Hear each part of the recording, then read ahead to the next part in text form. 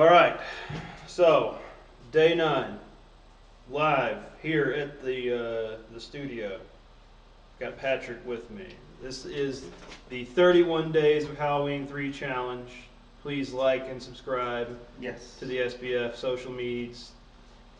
But day 9 thoughts. Yeah, we actually watched this one together tonight. First time I've watched it this season. This is the 9th time. Well, probably more like the 11th time in the past month he's watched it, but in consecutive days, it's the 9th day he's watched it. Still slaps. Picked up a couple things on my own. Some continuity errors. I'll have to go back and rewatch again. But the biggest takeaway on this with me is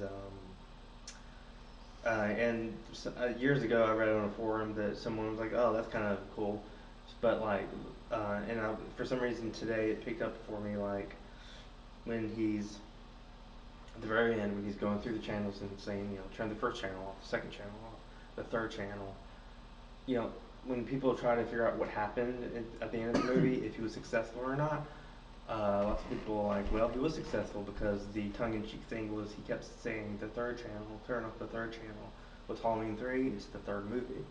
So some people were thinking, oh, well, it kind of cutting that hard cut of Tom's, screaming in the camera saying stop it was kind of the indication that they cut off the third channel, aka the third movie, aka the third channel, and were successful.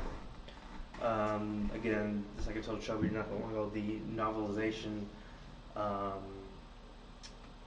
paints a different picture, saying that that wasn't the case. That Dan was not successful in ending that broadcast, and many children were sacrificed that night via the Silver Shamrock commercial, which really the ending is perfect because you can go either route, either way with it, and that's the fun thing about it, and that's why that helps their It's own just repeat an viewing hour. on It's the an show. hour and 20-minute long Twilight Zone episode. Right. You don't really know. It's perfect. There's no conclusion. There really isn't.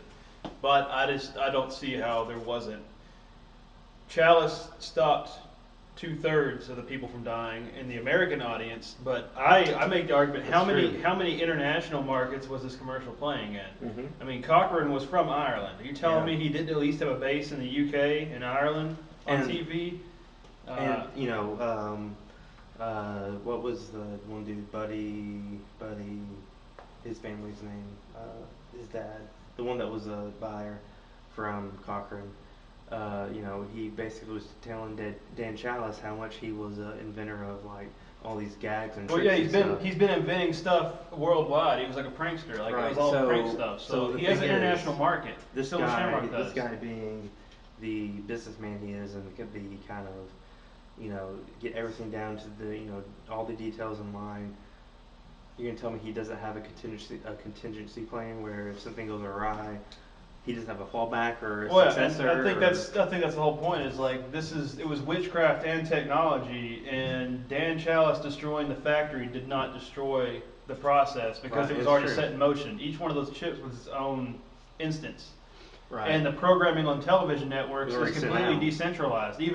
Even back then, it was decentralized to a certain degree. I mean, there was less channels, but you still had different networks, and you couldn't get them all to turn off that quickly. Making phone calls, I mean, who's going to answer a phone at 9 o'clock at night Right. on a holiday evening, right?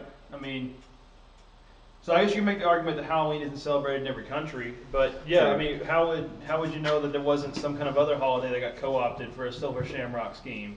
I mean, Yeah. I they're agree. warlocks.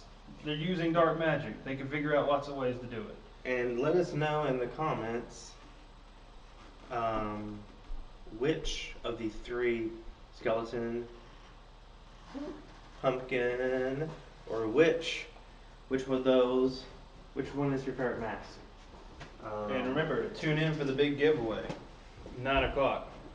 We should totally do a giveaway on the very last one. On that Sunday, October 31st. If you keep engaging, Yes. we'll see if we engage back. So, this is Shelby. It's Patrick. This is day 9 of the challenge. I did my homework.